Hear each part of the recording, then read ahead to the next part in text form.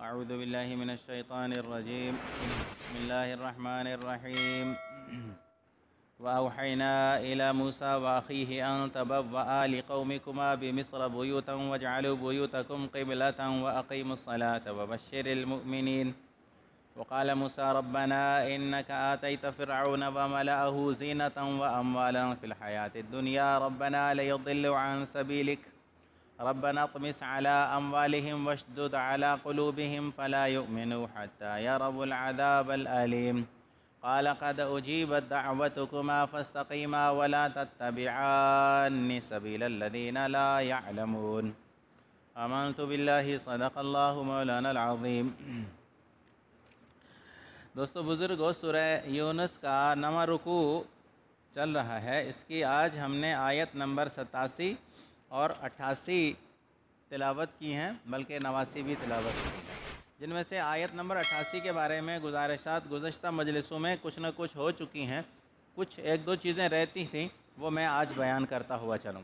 آپ کو بتایا گیا تھا کہ موسیٰ علیہ السلام نے اس وقت کے ایک بہت بڑے جابر اور ظالم کے آنکھوں میں آنکھیں ڈال کر اس کو باطل غلط کہا اور اپنے آپ کو اللہ کا رسول اور نبی ہونے کا دعویٰ کر کے اپنی قوم کے اوپر ہونے والے مظالم جو ظلم ہو رہے تھے ان کی قوم کے ساتھ، ان کے بارے میں داد رسی کا دعویٰ کیا اور فرعون سے آزادی چاہی.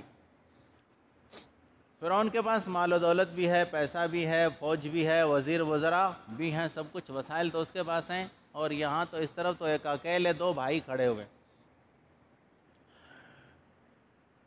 اس حالت میں اللہ تعالیٰ نے موسیٰ علیہ السلام اور ان کے بھائی حضرت ہارون کو جو حکم دیا تھا وہ کیا تھا، وہ سمجھنے کا ہے. اللہ فرماتے ہیں ہم نے موسیٰ علیہ السلام اور اس کے بھائی کے پاس وحی بھیجی کہ اپنی قوم کے لیے مصر کے ملک میں گھر بنائے رکھو اور اپنے گھروں کو ہی عبادت گاہ بناؤ اور نمازیں قائم کرو. اور موسیٰ علیہ السلام کو فرمایا ایمان والوں کو آپ خوشخبری دے دو. کیا فرمایا کہ اپنے قوم سے یہ کہو کہ مصر میں اپنے گھر بنائیں. مفسرین نے لکھا ہے کہ بنی اسرائیل کو مصر میں اپنے گھر بنانے کی اجازت نہیں تھی.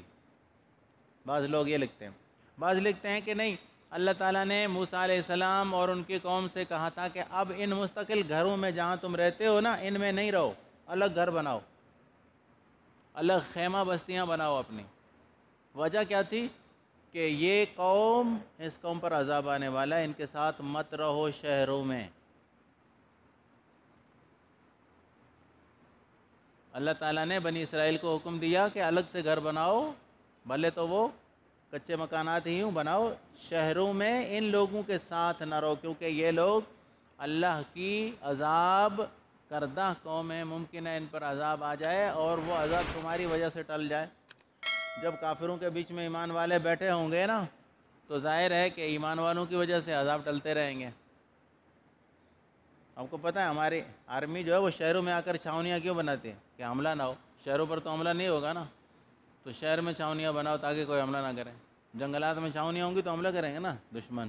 تو شہر میں چھاونی بنائے رکھو. شہروں میں اس لیے چھاونیاں بن رہی، عوام کو پریشان اس لیے کیا ہوا ہے.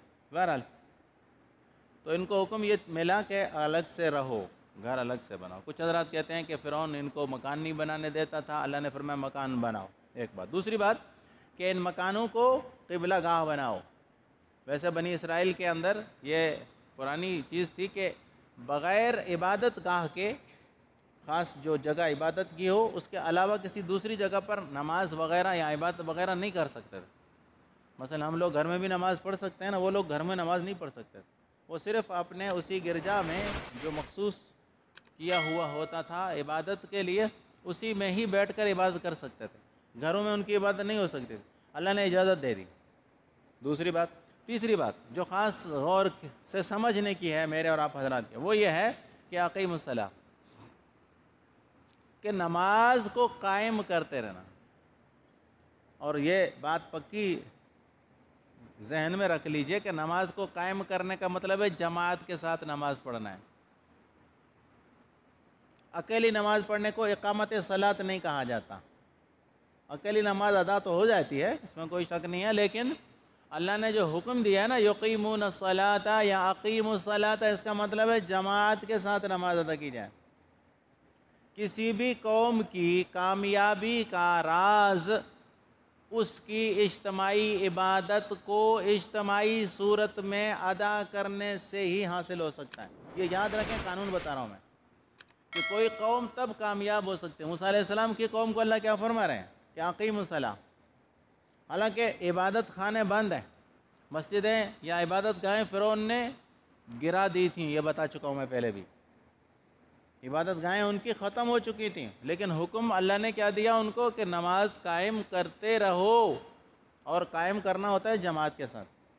تو کوئی قوم کامیاب تب ہو سکتی ہے اپنے کاز میں جب وہ نماز با جماعت ادا کرتے ہو۔ یہ لازم ملزوم ہے، علماء مفسرین نے لکھا ہے۔ جب قوم جماعت کے ساتھ تو کیا نماز پڑھتی ہی نہ ہو، تو اس قوم کی ناکامی میں کوئی شک اور شبہ ایسا ہو سکتا ہے؟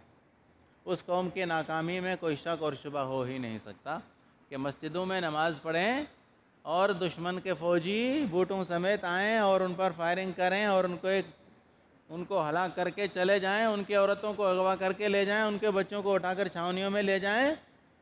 اس سے بڑی مظلومیت کوئی ہو سکتی ہے مسلمانوں کے ساتھ؟ کیوں ہو رہی ہے مسلمانوں کے ساتھ؟ اس لیے کہ ایک تو یہ سویا ہوا ہے بیچارہ، اس کو کوئی جگانے والا ہے نہیں۔ شیر کو بکریوں کے ریوڑ میں شامل کر دیا گیا۔ شیر کا بچہ تھا چھوٹا، وہ بکریوں کے ساتھ چرتا پھرتا تھا، وہ بھی بکریوں کے ساتھ گردن نیچے کر کے چلتا تھا، میاؤں میاؤں جیسے بکری میں میں کرتی ہے وہ بھی میں میں کرتا تھا۔ ایک دن تالاب پر جب پانی پینے گیا تو تالاب میں اس نے دیکھا کہ دوسری بکریوں کی، میرے بھائی بہنوں کی شکل کوئی اور ہے، میری شکل کوئی اور ہے۔ اس نے دیکھا کہ میں کوئی اور ہوں، آئینہ دیکھا ہی نہیں تھا نا اس نے کبھی۔ جب اس نے آئینہ دیکھا، پانی میں اپنی شکل دیکھ لی، تو اسی وقت اس نے اپنی گردن کو گھمایا، دیکھا میں تو بڑا طاقتور ہوں، 4-5 بکریوں کو اسی وقت چیر پھاڑ کر کھا گیا، اور پتہ لگا کہ میں تو کوئی اور مخلوق ہوں، میں خامخواہ ان کے ساتھ جڑا ہوں۔ ہمارا مسلمان یہ ہے کہ اس کو کسی نے آئینہ دکھایا نہیں کہ تو ہے کون، تو دنیا کا وارث ہے یا تو مظلوم بن کر دنیا میں رہنے والا ہے۔ اس کو کسی نے جگایا ہی نہیں ہے، اس کو کسی نے بتایا ہی نہیں ہے۔ لہذا اب یہ بیچارہ کیا کر رہا ہے کہ بغداد کے قریب جب ہلاکوں نے حملہ کیا نا، بغداد کے آس پاس کی بستیوں کو آ کر اجاڑا، تو بغداد کے لوگوں نے آ کر کہا بھائی کچھ سنبھل جاؤ۔ انہوں نے کہا ہمیں کیا ڈر ہے، ہم تو اتنے بڑے شہر میں رہ رہے ہیں، ہمارے پاس پیسہ ہے، ہم پیسے دے کر اپنی جان چھڑا لیں۔ لیکن ایک دن ایسا آیا کہ بغداد کے مسلمانوں کے خون سے دجلہ دریا مہینوں تک سرخ ہو کر بہتا رہا۔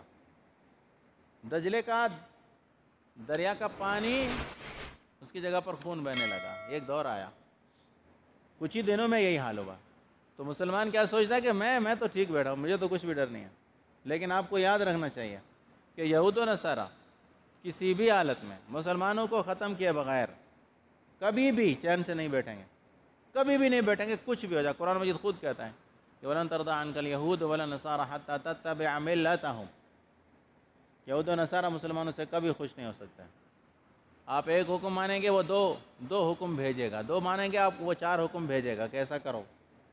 ابھی IMF کا مطالبہ اور FATF کا مطالبہ یہ ہے پاکستان سے کہ پاکستان کے تمام اوقاف کے جتنے محکمے، مسجدیں، مدرسے، خانقاہیں، درگاہیں، قبرستان، جتنے بھی وقف کے مال ہیں نا، یہ ہمارے حوالے کرو۔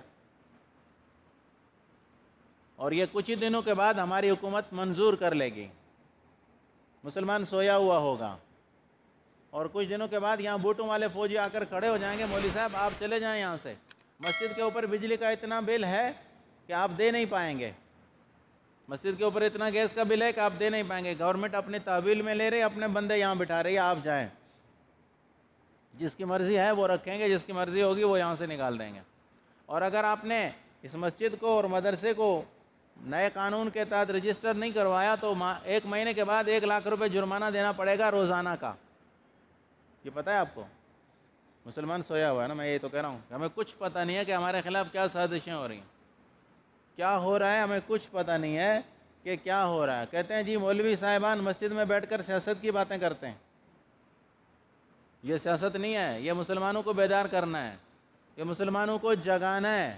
رمضان کا اجتماع، عید کا اجتماع، اعتکاف کا اجتماع اس لیے نہیں ہے کہ تم صرف مذہب سیکھو، نمازیں سیکھو، اپنی اجتماعیت برقرار رکھو۔ نبی کریم صلی اللہ علیہ وسلم نے مدینہ کی زندگی میں آس پاس کے جتنے بڑے شر پسند یہودی تھے ان سب کو خود نبی کریم صلی اللہ علیہ وسلم اپنے آرڈر سے صحابہ بھیج کر قتل کروایا تھا۔ یہ مسجد میں آرڈر جاری ہوتا تھا، اس کے لیے کوئی اسمبلی ہال نہیں بنا ہوا تھا، مسجد میں سے آرڈر جاری ہوتا تھا کہ جاؤ محمد ابن مسلمہ، جاؤ کعب بن اشرف سے میری جان چھڑاؤ، جاؤ فلان صحابی جاؤ اور فلان یہودی کے قلعے میں جب گھس جاؤ اور میری جان اس سے چھڑاؤ، وہ میرے خلاف بد زبانی کر رہا ہے۔ ہمارے حکومتوں کے دور میں نبی کریم صلی اللہ علیہ وسلم پر بد زبانیاں ہو رہی ہیں، کارٹون نکل رہے ہیں، گستاخیاں ہو رہی ہیں، اور گستاخوں کو ہماری گورنمنٹ، ہماری ہائی کورٹ سزا دیتی ہے، سپریم کورٹ اس کو آزاد کر کے جہاز میں بٹھا کر فرانس پہنچا کر آتی ہے۔ یہ مسلمانوں کے سونے کے اور غفلت کا سبب یہی ہے۔ اب مولوی نہیں جگائے گا تو آپ کو کوئی نہیں جگائے گا، اور مولوی کہتے ہیں سیاست کی باتیں بیٹھ کر کرتے ہیں، یہ سیاست نہیں، یہ مسلمانوں کو بیدار کرنے کا عمل ہے۔ بیدار ہو جاؤ مسلمانوں، ورنہ ایک دن گلے پر چھری رکھی جائے گی اور ادھر ادھر دیکھنے بھی نہیں دیا جائے گا، بھائی بھائی کی مدد نہیں کرے گا۔ آج جس بیماری کا بہانہ بنا کر تمہیں اٹھایا جا رہا ہے، جس بیماری کا بہانہ بنا کر تمہارے کاروبار کو بند کیا جا رہا ہے، اسی بیماری کے بنیاد پر آپ ہی کے گھر سے آپ کے سرپرست، آپ کی عظیم محبوب شخصیت، آپ کے والدین، آپ کے استاد، آپ کے معلم، آپ کے پیر، آپ کے مرشد کو اٹھا کر لے جایا جائے گا اور قتل کر دیا جائے گا کہ فلان بیماری میں اس کو یہ مر گیا، اور آپ اس پر اف تک نہیں کہہ سکو گے، آپ کچھ نہیں کہہ سکو گے، آپ کوئی احتجاج نہیں کر سکو گے، آپ روک بھی نہیں سکو گے، کیونکہ آپ کا ذہن پہلے سے بنا دیا گیا، آپ کو پہلے سے تیار کر لیا گیا کہ کرونا بڑی بیماری۔ حرام خوروں سے پوچھو کہ جو لوگ ویکسین لگا چکے ہیں، جن لوگوں کو انجیکشن لگ چکا ہے، وہ ماسک کیوں پہن رہے ہیں؟ سوال ہے میرا، جن لوگوں کو انجیکشن لگ چکا ہے بیماری کا، وہ ماسک کیوں پہن کر پھر رہا ہے؟ اس کو ماسک کا آرڈر کیوں دیا ہے تم نے کہ وہ بھی ماسک پہنے؟ مسلمانوں کو غلام بنانا ہے، اصل مقصد یہ ہے، مسلمانوں کو غلام بنانا ہے، جو اپنا آرڈر ہے نا اسی آرڈر کے مطابق مسلمانوں کو چلنا۔ بہرحال میں کیا رہا تھا، کہاں چلا گیا؟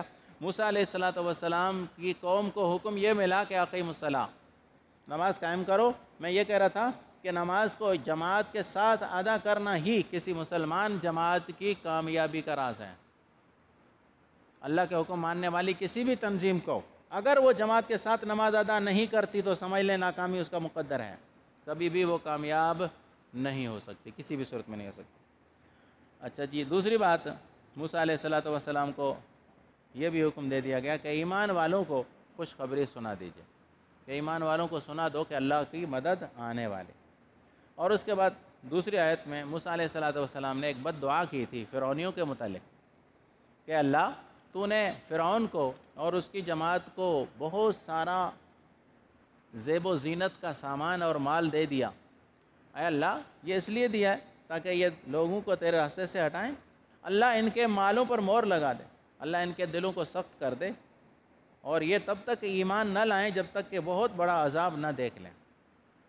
اللہ تعالیٰ نے جواب میں فرمایا کہ ہاں تم دونوں کی دعا قبول ہے، تم دونوں کی دعا قبول ہے، اب اپنی بات پر ثابت قدم رہنا اور ان جاہلوں کے بتائے ہوئے راستے پر مت چلنا، ہم نے جو راستہ بتایا اس پر چلنا، جاہلوں کی بات مت ماننا، اپنے کاز پر ثابت قدم رہنا، تمہاری دعا قبول ہے۔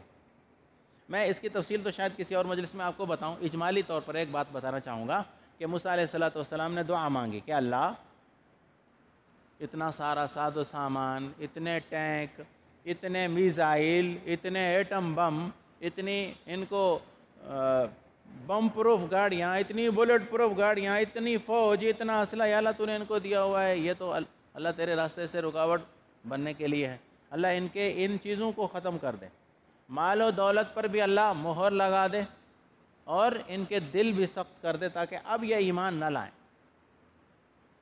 اللہ تعالیٰ نے فرمایا کہ ہاں تم دونوں کی دعا قبول ہے، اللہ نے جو لفظ فرمایا نا وہ یہ ہے کہ تم دونوں کی دعا قبول ہے. حالانکہ آپ پیچھے آیت میں پڑھ چکے ہیں کہ موسیٰ علیہ السلام دعا مانگ رہے تھے.